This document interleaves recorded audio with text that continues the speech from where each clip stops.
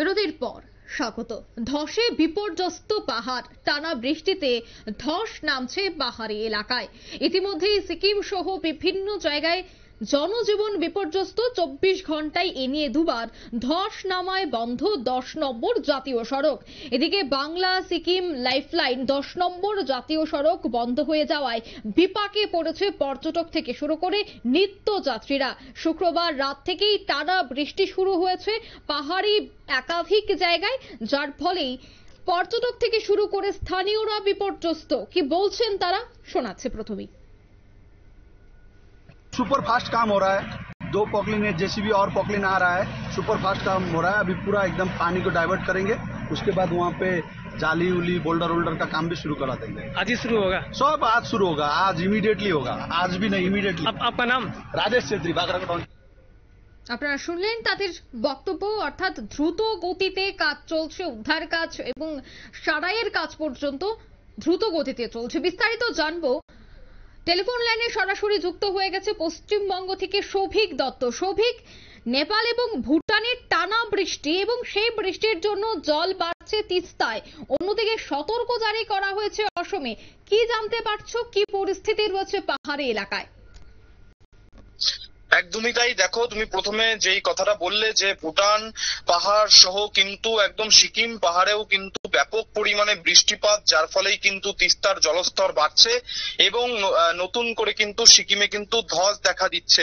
ফলে তুমি যেই কথাটা বললে যে একদমই বাংলার সঙ্গে সিকিমের যোগাযোগের যে লাইফ লাইন, সেই 10 নম্বর জাতীয় সড়ক কিন্তু এই মুহূর্তে পুরোটাই ধসের কবলে, যার ফলে কিন্তু এই মুহূর্তে যে বাঘপুল এলাকা রয়েছে সেবক সংলগ্ন এলাকায়, সেই জায়গায় দার্জিলিং প্রশাসনের তরফে কিন্তু সেখান থেকেই অর্থাৎ সেবকের বাঘপুল এলাকা থেকেই রাস্তা পুরোপুরিভাবে বন্ধ করে দেওয়া হয়েছে। সরকারি তরফে নির্দেশিকাও জারি করা হয়েছে যাতে কোন রকম ছোট বড় গাড়ি এই মুহূর্তে সেই 10 নম্বর জাতীয় সড়ক দিয়ে যাতায়াত না করে, সেই দিকেই কিন্তু নজর রাখছে প্রশাসন। কারণ যেভাবে ধস নামছে তাতে করে কিন্তু যে কোনো সময় বিপদ ঘটতে পারে। পাহাড়ি রাস্তায় এই মুহূর্তে কিন্তু ব্যাপক পরিমাণে ধস, বিপদ কিন্তু যে কোনো জায়গায় দেখা দিতে পারে। সেই অর্থেই কিন্তু পুরোপুরিভাবে 10 নম্বর জাতীয় সড়ককে কিন্তু বন্ধ করে দেওয়া হয়েছে। একদম শিলিগুড়ি থেকে সেবক বাঘপুল এলাকা, সেই এলাকাতেই কিন্তু পুরোপুরি ভাবে রাস্তা বন্ধ করে দেওয়া হয়েছে। ফলে 10 নম্বর জাতীয় সড়ক বন্ধ হয়ে যাওয়ার ফলে কালিম্পং, শিলিগুড়ি থেকে কালিম্পং এবং তিস্তা বাজার হয়ে যে দার্জিলিং যাওয়ার রাস্তা, সেটা কিন্তু বন্ধই এবং সিকিম যাওয়া তো কোনো রকম ভাবেই সম্ভব নয়। এই মুহূর্তে দেখা গিয়েছে যে সিকিমে ভারতীয় সেনাবাহিনীরা বিভিন্ন এলাকায় সেতু তৈরি করে কোথাও ধস যেখানে নেমেছে সেই অঞ্চলে গিয়ে কিন্তু তারা উদ্ধার কাজ চালাচ্ছেন। অর্থাৎ এই মুহূর্তে কিন্তু প্রায় বিপর্যস্ত হয়ে রয়েছে সিকিম। পাশাপাশি বলে রাখতে চাইবো, এই মুহূর্তে তিস্তার জলস্রোতের, তিস্তার জলস্ফীতি বাড়ার ফলে কিন্তু ডুয়ার্সের বিভিন্ন এলাকায়, মাল ব্লকের বিভিন্ন এলাকায়, বাগরাকোট এলাকায় কিন্তু বন্যা পরিস্থিতির সৃষ্টি হয়েছে। সেখানে যেটা স্থানীয়রা মানুষ জানাচ্ছেন যে ব্যাপক পরিমাণে পলি জমে গিয়েছে, যার ফলে কিন্তু হালকা বৃষ্টিতেই তিস্তার জলস্তর বাড়ছে এবং জল ঢুকে পড়ছে। কিন্তু গ্রামে এখনো পর্যন্ত কিন্তু মাল ব্লক সহ উদলাবাড়ি চা বাগানের বেশ কিছু এলাকা কিন্তু প্লাবিত রয়েছে। বৃষ্টির জল, ভুটান পাহাড় সিকিম পাহাড়ে অবিরাম বৃষ্টি, যার ফলে তিস্তা নদীর জলস্তর বৃদ্ধি এবং সেই জল ঢুকে পড়ছে একদম লোকালয়ে, একদম গ্রামের মধ্যে। ফলে কিন্তু ব্যাপক সমস্যায় পড়তে হচ্ছে।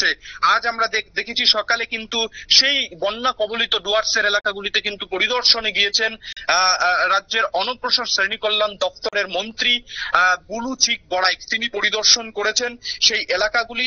বর্তমানে বলে রাখা ভালো যে যেভাবে বৃষ্টি শুরু হয়েছে এবং যেভাবে ধস নামছে, সিকিমের পাশাপাশি কিন্তু ডুয়ার্স জুড়েও তিস্তার জলস্ফীতি বৃদ্ধির ফলে বিপর্যস্ত জনজীবন।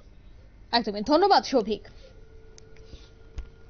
অর্থাৎ নেপাল ভুটান সহ পাহাড়ি এলাকায় রীতিমতো ধস। এনডিআরএফ এর টিম মোতায়েন রয়েছে, খুব দ্রুত রাস্তা সারাইয়ের কাজ হাতে নেওয়া হয়েছে। কিন্তু সিকিম পশ্চিমবঙ্গের লাইফলাইন 10 নম্বর জাতীয় সড়ক আবারও বন্ধ হয়ে পড়েছে।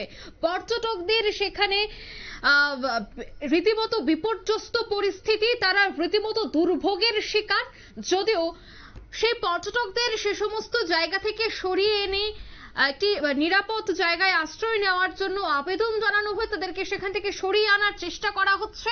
বৃষ্টি কিন্তু আগামী কয়েকদিন আরো বাড়তে পারে, তাই পাহাড়ি এলাকায় যারা ইতিমধ্যেই মন বানিয়েছেন যে একটু ঘুরতে যাবেন, বিশেষ করে সিকিম বা উত্তর পূর্বাঞ্চলের বিভিন্ন পাহাড়ি এলাকায়, তাদেরকে অবশ্যই আবহাওয়ার বুলেটিন দেখে যাওয়া এই মুহূর্তে আবেদন জানাচ্ছে আইএমডি। নিয়ে নিচ্ছে ছোট্ট একটি বিজ্ঞাপন বিরতি, সঙ্গে থাকুন।